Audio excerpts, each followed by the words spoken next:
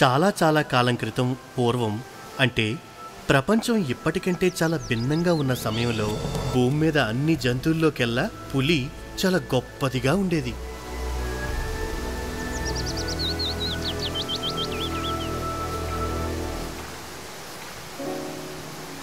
ఒకరోజు పులి నదిలో నీళ్లు తాగుతుండగా నీటిలో దాని ప్రతిబింబం కనిపించింది.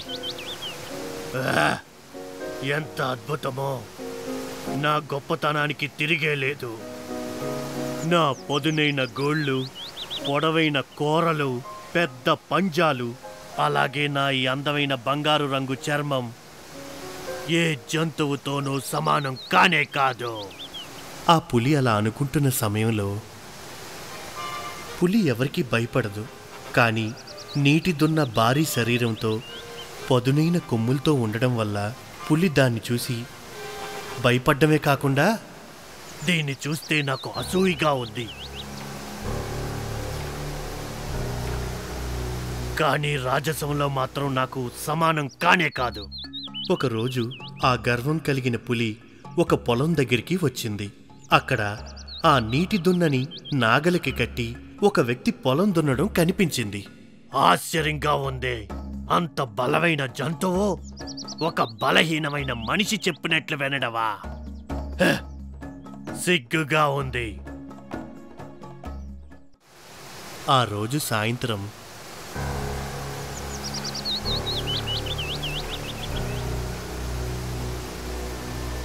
ఏ దున్నా, నువ్వు ఆ బక్క మనిషి చెప్పినట్లు వినడం నాకు చాలా ఆశ్చర్యంగా ఉంది. అతను బలంలో మనకి ఏమాత్రం సరి కానే కాడు. బక్క జీవా, మనిషి గురించే అంటున్నావా? అవును, మనిషి గురించే. గుర్తుంచుకో, నిజానికి మనుషులు మనకంటే చాలా గొప్పవాళ్ళు. వాళ్ళకి జ్ఞానం ఉంది. అందుకే నేను వాళ్ళ కోసం పని చేస్తున్నాను. మరి నాకు జ్ఞానం కావాలంటే ఎలా? అతడిని అడగటం మంచిది. ఆ దున్న ఆ మాట చెప్పి అక్కడి నుండి వెళ్ళిపోయింది. మరుసటి రోజు ఆ వ్యక్తి గొర్రెల్ని తోలుకుంటూ అడవిలోకొచ్చాడు.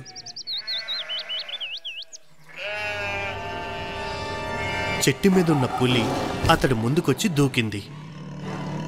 దాన్ని చూడగానే అతను వణికిపోయాడు. ఏ మనిషి, నువ్వు నీ జ్ఞానాన్ని నాకివ్వు, లేదంటే నిన్ను నేను చంపేస్తా. జ్ఞానమా? అదేంటో నాకు తెలీదు. నీకు తెలియనట్లు నటించకు. నువ్వు నీ జ్ఞానాన్ని నాకిచ్చేయి, లేదంటే నేను నిన్ను చంపేస్తాను. ఆ మనిషి ఒక్క క్షణం ఆలోచించాడు. సరే సరే, ఇస్తాను. కానీ నేను నా జ్ఞానాన్ని ఇంట్లో పెట్టేసి వచ్చాను. నేను వెళ్ళి దానిని తీసుకుని వస్తాను. సరే, వెళ్ళి తీసుకునిరా. కానీ పులి, నేను వెళ్ళాక నువ్వు నా గొర్రెలు తినేస్తావని భయంగా ఉంది. నాకిప్పుడు ఆకలిగా లేదు, అలాగే నీ గొర్రెలు బక్కగా ఉన్నాయి. అయితే ఒక షరతు, నేను నీ తోకని ఏదైనా చెట్టుకి కట్టేసి వెళ్తాను. పులి ఒక్క క్షణం ఆలోచించింది. సరే, అలాగే చెయ్యి. ఆ వ్యక్తి పులి తోకని ఒక చెట్టుకి కట్టేశాడు. ఆ తర్వాత అన్నాడు, నాకు ఇప్పటికీ కూడా భయంగానే ఉంది. నువ్వు నీ పంజాతో నా గొర్రెల్ని చంపేయగలవని నాకు అనిపిస్తుంది. సరే సరే, అర్థమైంది. నీకింకా భయం తీరకపోతే నువ్వు నా కాళ్ళు చేతులను కూడా కట్టేయి. ఆ వ్యక్తి కట్టేశాడు. కానీ పులి, ఇంకా ఒక విషయం మిగిలింది. ఏయ్, ఇంకా ఏం మిగిలింది నా దగ్గర? నువ్వు నీ పదునైన కోరలతో ఈ కట్లు తెంచుకొని నా గొర్రెల మీదకి దాడి చేస్తావేమోనని నాకు భయంగా ఉంది. ఇప్పటికే చాలా చేశావు. ఇంకా ఏం చేసుకోవాలో చేసుకో, వెళ్ళిక్కడి నుంచి. అతను పులిని పూర్తిగా చెట్టుకి కట్టేశాడు. నిశ్శబ్దంగా గొర్రెల్ని తోలుకుంటూ వెళ్ళిపోయాడు. ఆ తర్వాత ఎప్పుడూ ఆ వైపు రాలేదు. పులి అతని కోసం చాలా రోజులు అలాగే ఎదురు చూస్తూ ఉంది. ఆ వ్యక్తి చాలా గట్టిగా కట్టేయడంతో ఆ కట్లు తెంచడం పులికి సాధ్యం కాలేదు.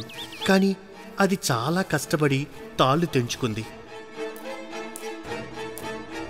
ఆ తాళ్ళు రుద్దుకొని పులి చర్మం మీద మచ్చలు కూడా ఏర్పడ్డాయి. కానీ ఆ సంగతి తను గుర్తించలేదు. ఇక్కడున్న గొర్రెలన్నీ వెళ్ళిపోయాయే అంటే ఆ వ్యక్తి చాలా భయపడ్డాడు. అందుకనే తను ఎప్పటి వరకు తిరిగి రాలేదు. భయపడే వ్యక్తి జ్ఞానంతో నాకేంటి ప్రయోజనం?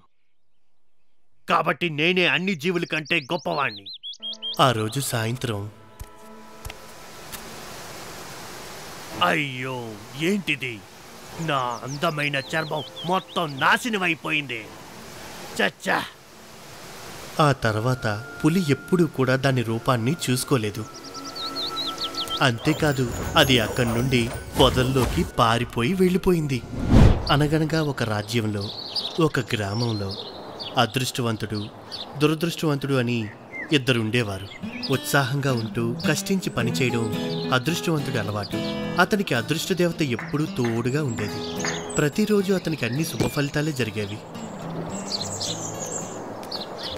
దురదృష్టవంతుడు ఎప్పుడూ విచారంగా ఉండేవాడు. అతన్ని ఎప్పుడూ దురదృష్టం వెంటాడుతూ ఉండేది. రోజు అతని జీవితంలో దురదృష్టకర విషయాలే ఎప్పుడూ జరుగుతూ ఉండేవి. ఒకరోజు అదృష్టవంతుడు వీధిలోకి వెళ్ళాడు. ఆ సమయంలో దురదృష్టవంతుడు ఎదురొచ్చాడు. హే దురదృష్టవంతుడా, ఎక్కడికి వేగంగా వెళ్తున్నావు? అది నీకు అవసరమా? నువ్వు అదృష్టవంతుడు కదా. ఆతృతతో అడిగాను అంతే. నాకు ఎదురవుతున్న ఈ దురదృష్టాలతో నేను పూర్తిగా విసిగిపోయాను. నన్ను పట్టి పీడిస్తున్న దురదృష్ట దేవత దగ్గరికి వెళ్ళి నాకు ఇకపై కష్టాలు తీసుకురావద్దని చెప్పబోతున్నా. నిజానికి నీ కష్టాలకి కారణం దురదృష్టం కాదు.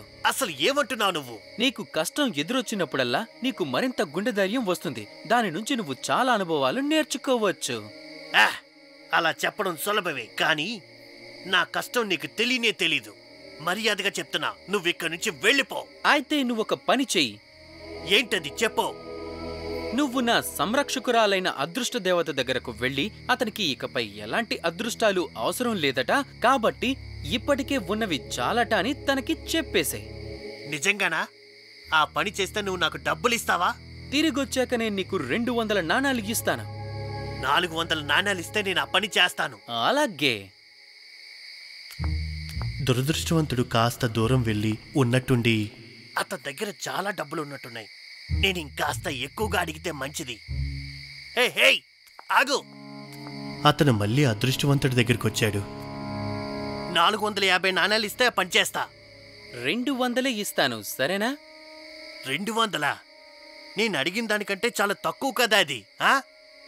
నిజానికి నేను ఈ పనికి 100 నాణాలే ఇస్తాను. నీకు ఇష్టమైతే చెయ్యి. అలా అనేసరికి దురదృష్టవంతుడు కోపంగా ముందుకు వెళ్ళిపోయాడు. పోనీలే, కనీసం 100 నాణాలైనా ఇస్తానన్నాడు కదా. నేను 100 నాణాలకి ఒప్పుకుంటున్నాను. 50 నాణాలే ఇస్తాను. నువ్వు నా అవసరాన్ని అవకాశంగా తీసుకుంటున్నావు. ఎక్కువ మాట్లాడితే 10 నాణాలకి మించి ఇవ్వను. సరే, నీ ఇష్టం. దురదృష్టవంతుడు పర్వతాల మధ్య, తీవ్రమైన గాలుల మధ్య నడిచి చివరికి అదృష్ట దేవత కోటకి చేరుకున్నాడు.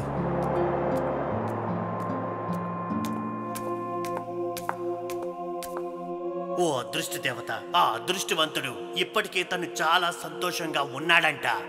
ఇక అతనికి ఎలాంటి అదృష్టం అవసరం లేదని చెప్పమన్నాడు. వద్దని చెప్పడానికి అతనెవరు? అతను కష్టపడి పని చేస్తాడు, అదృష్టం తనకి దక్కుతుంది.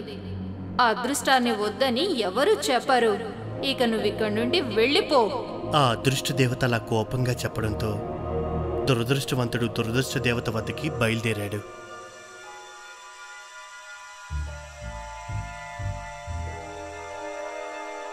దురదృష్ట దేవత, మర్యాదగా నువ్వు బయటికి రా. త్వరగా వస్తావా లేదా? రా.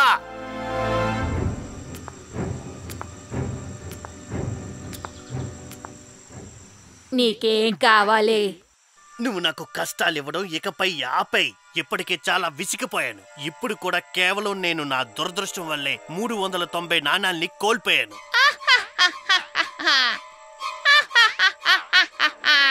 మర్యాదగా నవ్వు ఆపేయ్. మూర్ఖుడా! ఆ దురదృష్ట దేవత తన్ని కోపంగా తిట్టింది. నువ్వు నాణాలు పోగొట్టుకోవటానికి కారణం నీకున్న అత్యాసే. నీకెదురైన కష్టాలన్నిటికీ కారణం నీకున్న సోమరితనం, అలాగే నీ మూర్ఖత్వమే కారణం. అందులో నా పాత్రేమీ లేదు మూర్ఖుడా. తప్పులన్నీ నువ్వు చేసి నన్ను తిడితే నిన్ను చంపేస్తాను, జాగ్రత్త. మర్యాదకి ఇక్కడి నుండి వెళ్ళిపో. దురదృష్టవంతుడు అక్కడి నుంచి వెళ్ళిపోయాడు. తను ఒక మంచి గుణపాఠం నేర్చుకున్నాడు. అనగనగా ఒక ఊర్లో చాలా రోజుల క్రితం ఒక యువకుడు అక్కడ ఉండేవాడు. అతని పేరు ప్యాకో. ఆ సమయంలో ప్యాకో చాలా కఠినమైన పరిస్థితుల్లో ఉండేవాడు. పూర్తిగా అలసిపోయాను. సూప్ తాగడం తప్ప నాకు మరో మార్గం కనిపించటం లేదు. వెంటనే అతను అక్కడ ఉన్న చెట్టు నీడలో కూర్చొని సూప్ ఉన్న బాటిల్ని తెరిచాడు. కనీసం ఈ చికెన్ మ్యాంచో సూప్ ఉంది. ఇక్కడికి ఎవ్వరు వచ్చే అవకాశం లేదు కాబట్టి దీన్ని ఎవరితోనూ పంచుకునే అవసరం కూడా లేదు. ఈ సూపు, ఇందులోని చికెన్ నా ఒక్కడికే సొంతం. తను ఎంతో ఆతృతతో తనొక్కడే అక్కడ సూప్ తాగడానికి సిద్ధమయ్యాడు. అంతలో ఒక రాకూన్ వచ్చింది. అబ్బా, నీకు ఏం కావాలి రకూన్? ఇంతకీ నీ చేతిలో ఏముంది? ఏముంటే నీకెందుకు? నేను దీన్ని ఎవరికి ఇవ్వాలనుకోవడం లేదు. నువ్వు ఇక్కడి నుంచి వెళ్ళిపో. కానీ నాకు చాలా ఆకలిగా ఉంది. నేను తిండి తిని 2 రోజులైంది తెలుసా? నాకు ఆకలిగానే ఉంది.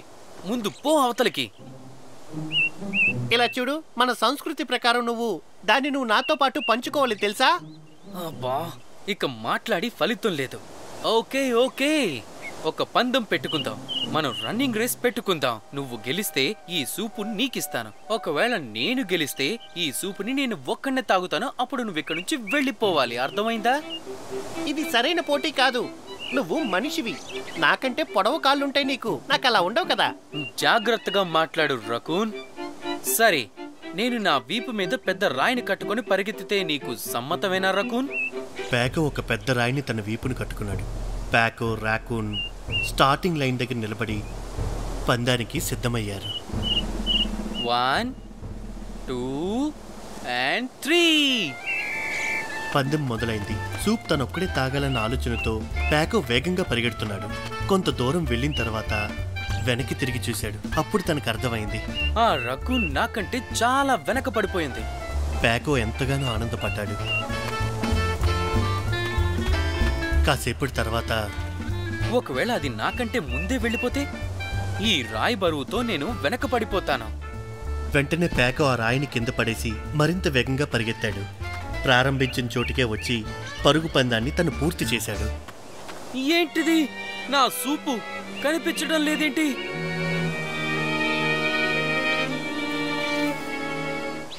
ప్యాకో సూప్ కోసం చుట్టూ చూశాడు. అక్కడ నది మధ్యలో కూర్చొని రాకూన్ సూపు తాగుతూ కనిపించింది. ఏయ్ రకూన్, అది నాది. ఈ సూప్ నాకు ఒంటరిగా కనిపించింది. నేను దీన్ని తీసుకొని నదిలోకి ఈదుకుంటూ వచ్చేసాను. నీ పరుగు పదును ఆపడం నాకు ఇష్టం లేదు. అందుకే నేనొక్కనే తాగేస్తున్నాను. ఇది చాలా అన్యాయం. నాతో కొంచెమైనా పంచుకోవా సూపుని? తప్పకుండా ఇస్తాను. కాకపోతే నెక్స్ట్ టైం ఇస్తాను. అలా చెప్పి రాకూన్ ఆ సూపు మొత్తం తాగేసింది. ప్యాకో ఒక గుణపాఠం నేర్చుకున్నాడు. ఇంకా చాలా కథలు చూడాలనుకుంటున్నారా? అయితే వెంటనే ఈ ఛానల్ ని సబ్స్క్రైబ్ చేయండి. ఇంకా స్నేహితులు, కుటుంబస్తులతో కలిసి మ్యాజిక్ బాక్స్ వీడియోస్ ని ఎంజాయ్ చేయండి. మ్యాజిక్ బాక్స్ తెలుగు సంతోషంగా ఎన్నో విషయాలు నేర్చుకునే చోటిది. సబ్స్క్రైబ్ చేయడం మర్చిపోకండి.